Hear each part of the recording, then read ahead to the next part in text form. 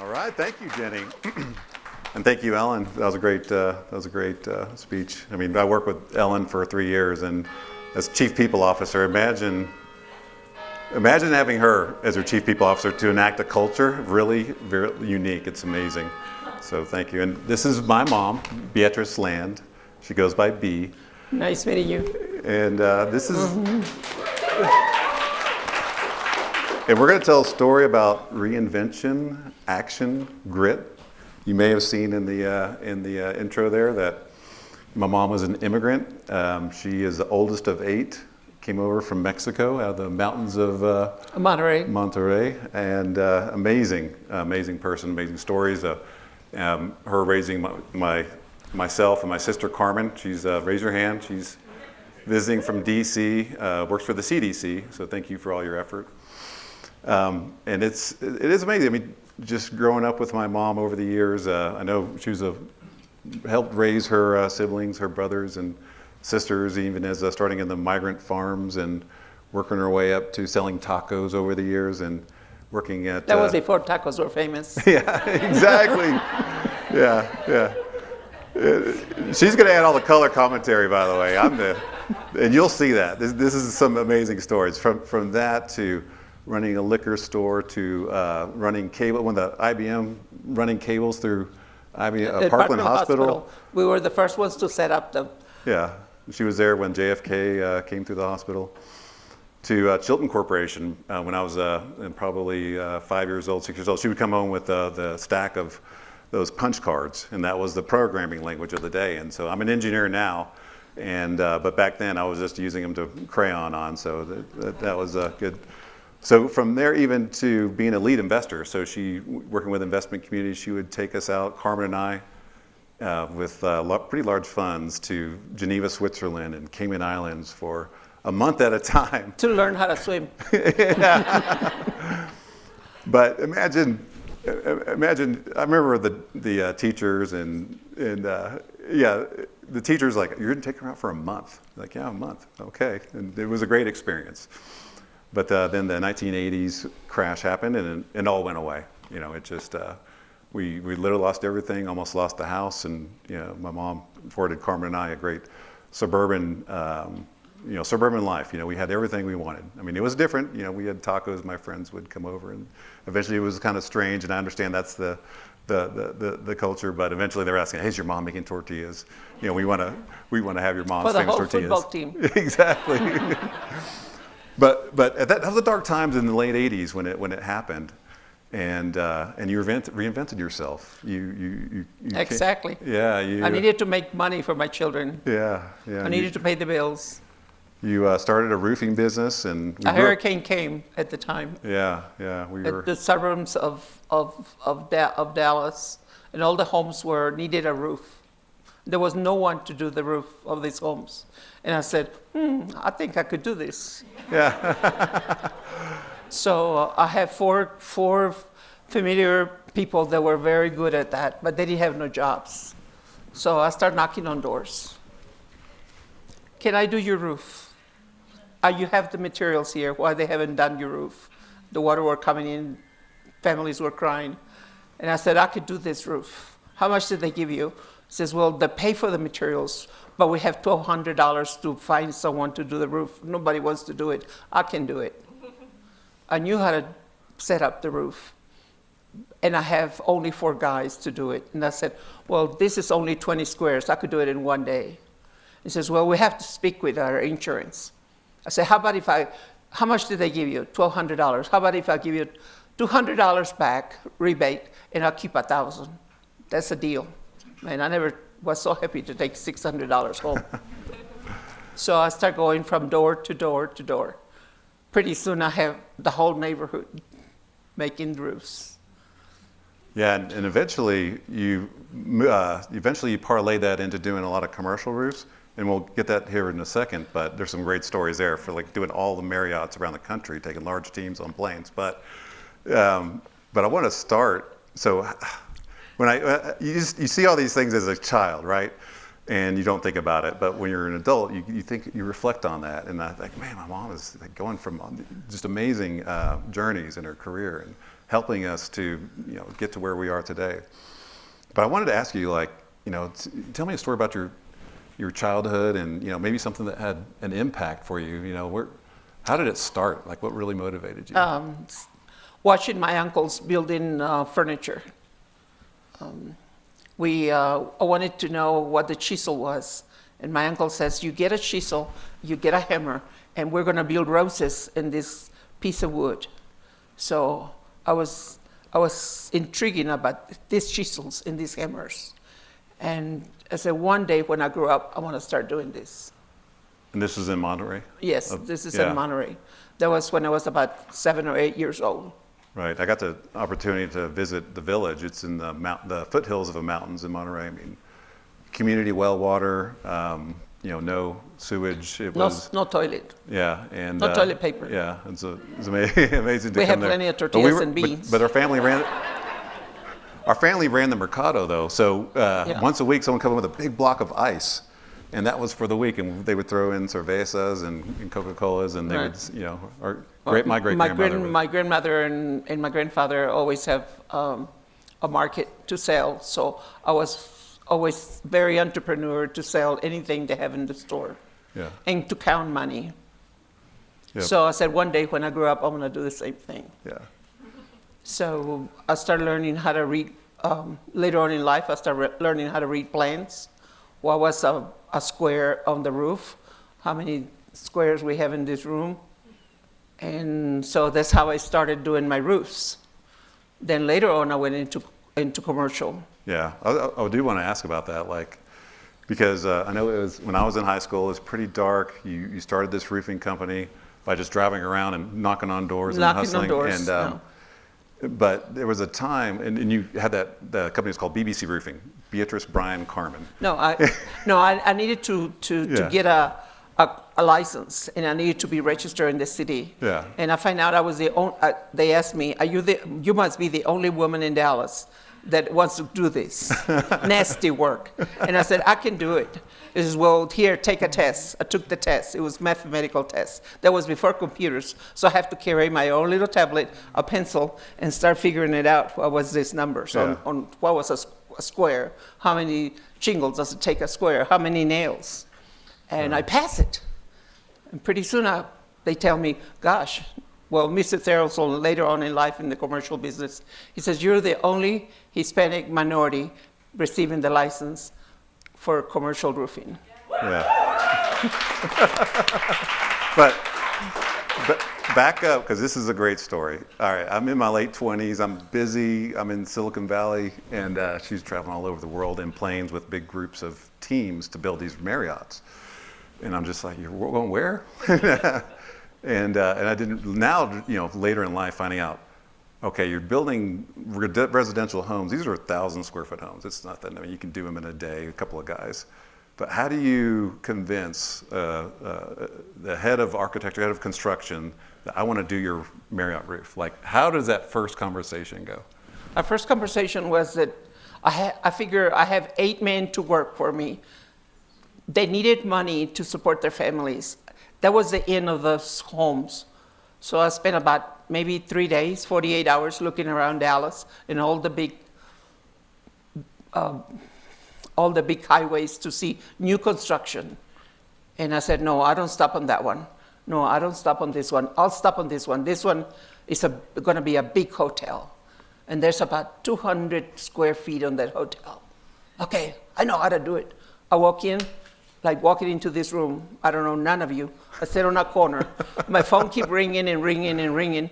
There were 15 guys reading plans. And he says, one guy says, answer your phone, woman. And I said, no, I'm not going to answer it. I want new business. I don't want old business. And all the men start saying, what do you do then? I said, I do it all. And I stay there, freezing to death on a little corner, and all these guys reading plans. So finally, this medium-sized, middle-aged gentleman got a plan. He threw it like probably between here and this first road, and I grab it on the air. He says, "Here, so much. If you know so much, read this." I said, "Yes, sir. Thank you." I grabbed the plan. Then I walked real slow out of the trailer and opened the plan over my old Chevrolet truck. Freezing to death, I figured it out, and I waited for him for about a couple of hours until all this meeting was over. And I threw the plan back at him. And he grabbed it, and he almost slid on the icy steps because it was real icy, and I was frozen to death. I don't know how I got the energy because I always play baseball with my brothers. And I threw it at him. He grabbed it on the air, and he looked at it. He says, "Oh, so I guess your woman knows how to do this." "Put it in writing, lady." And he pulled his card. He gave it to me, and when I looked at it, he was Gary Therrelson from Fargo, Dakotas. And he was planning to build like 100 hotels in Dallas. I never drove so fast on Stevens Freeway back home. Yeah. With a 1920 typewriter. I went and wrote a contract, and I sent it My the son same has night. it. Yeah. Yeah. I mean, all right. So my mom's clearly, like, I've heard force of nature so many times in my life, like from friends, acquaintances, her colleagues. Like, "Oh, your mom." Like, how did you get your courage, like, to walk in a room full of men and just get the business like that? I knew I have 8 guys, and they have faith on me. They start calling me Jefa, which means boss. And "Hey, Jefa, we're gonna need more job. Hey, Jefa, you got it ready, we're ready." "Okay, I'll do it for you. Let me just go find somebody." Yeah. And I keep driving all over Dallas until I found one hotel. And then he started giving me hotels and hotels and hotels. He says, "Okay, Miss B, you're going to Missouri. Now you're going to Kansas." Now I went all over, even in Fort Worth. We're going to build 15 hotels on 635 and 75. And gosh, that was a piece of pie because our suburban home was like, what, Yeah. a couple 1,000 of square miles, feet, yeah. 2 or 3 miles away from the job. So I got me my first 20 guys, and then 40 guys. And we built Redisons. We done the Fairfields, the Hamptons. Yeah. And I created such a good group of men, and that didn't mind me telling them what to do. Because if you finish this job, I force them, we're going to give you plenty of cerveza and plenty of fajitas. And it's all on me. Yeah, and I didn't.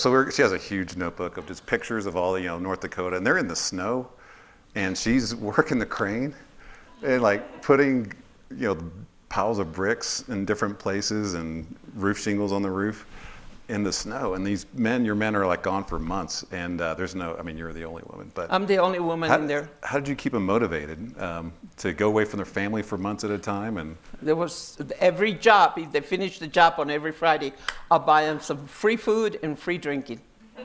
Did you cook for them? Did you cook for them? No, I designated 2 guys to do the cooking while everybody finished the job. And when they finished the job, they could go up there and eat and drink. But they better be there at 5:30 in the morning, or I'll send them back home with no pay.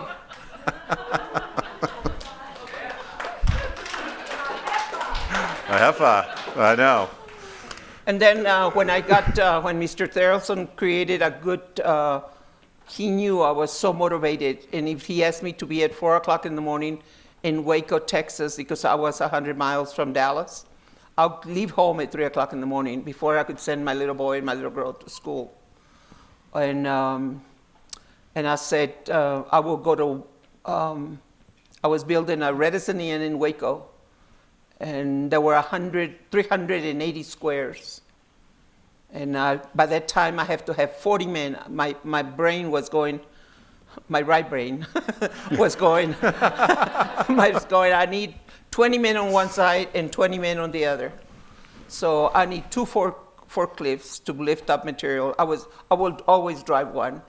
So I called another gentleman that I knew in Louisiana, and I said, "Can you get here by 5 o'clock? I'll pay you $1,000." The gentleman was there. He says, "What do I want to do?" He says, "You're going to have to just drive the cliff and bring materials on one side, and I'll bring the other one."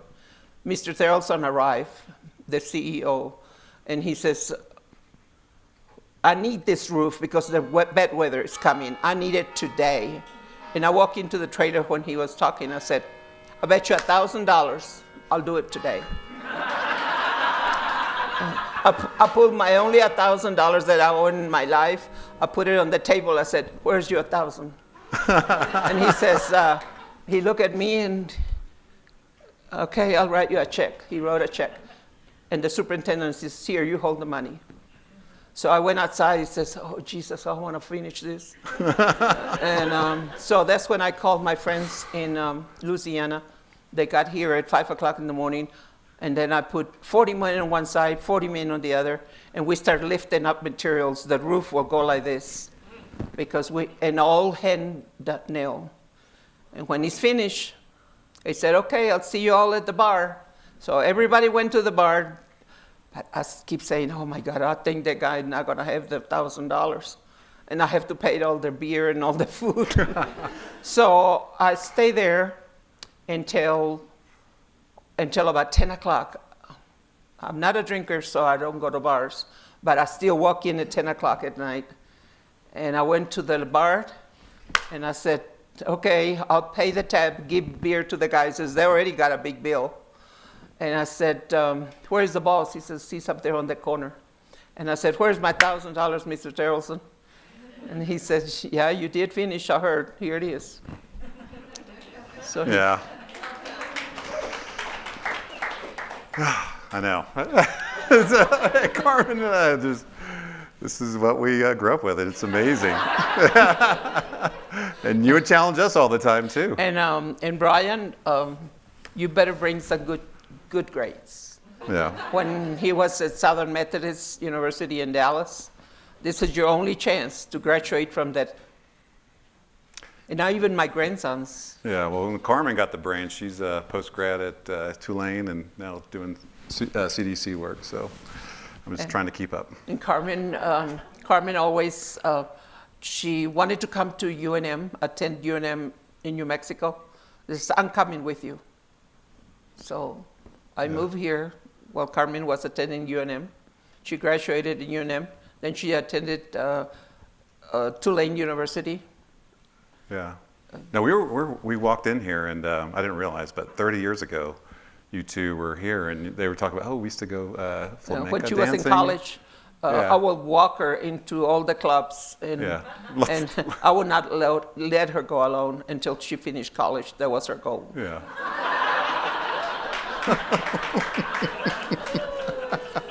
She didn't find her husband until she went off on her own. That's true. Actually, you know where she got married? Not this church, but there's another church on the other side. Lady Loretto.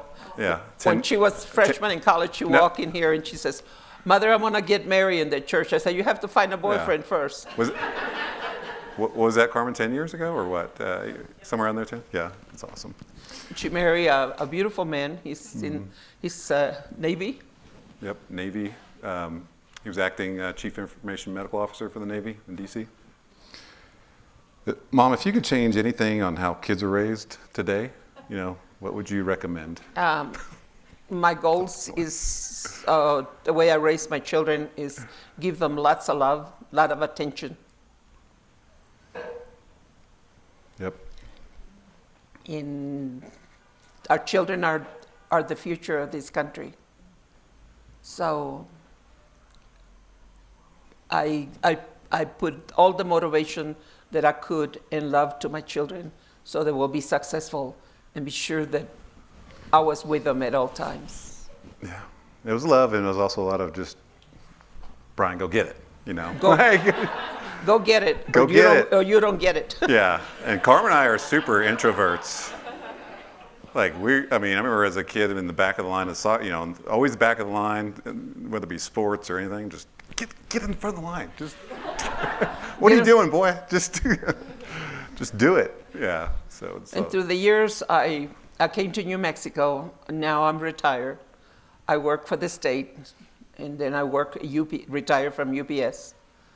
And now I do a lot of volunteer work with the veterans, because if it wasn't for the veterans, we won't have this great America. And I work with the children in crisis. And all my work has been volunteer for good 20 years. Yeah, that kind of leads me to the last question was, what do you want to be remembered for? I want to be remembered is a loving, giving, helping others at all time. And that's what we need in this country. Yeah. To be together and have a great America. Yep. Thank you. Thanks, Mom. Yeah, I mean, thanks for the applause. I mean, Carmen and I, we had a unique childhood, single mom. You just did whatever it took to afford us this, get to where we are today. Even though it was, I was, as a kid, just like, why are we so different? But now I wouldn't change a thing. So thank you for everything you've done. And for the community, too. I know you're a hard worker for Santa Fe, for giving back. Yes, we're going through the notebook, and there's so many awards of not just the veterans, but the homeless. The homeless. I cook. Yeah. When someone will call me from St. Elizabeth, we need a cook tonight. Yeah. I said, what do you have? He says, well, let's go see in the kitchen. You have boxes and boxes of peppers and meat. I said, let's make chili rellenos. Yeah. And after I finish making the chili rellenos, I'll pick up all these homeless and I say, you, wash your hands and clean this kitchen. And the guys will say, no, we don't want to clean the kitchen. I say, yes, you do. We women clean the kitchen all our lives. Now it's your turn. That's true. That's true. And I had no idea, Carmen and I were just going through these oh, wow, she's really giving it back. And just like you gave it to the workers and on the roof, you gave it to everybody. So thank you, Mom. And now they see me on the street and they go, hey, Miss B, when are you going to come to St. Elizabeth and cook for us? I said, no. I'm too old to do that now. All right. Well, thank you, Mom. Thank you. Thank you, my son. Thank you, my daughter. Thank you.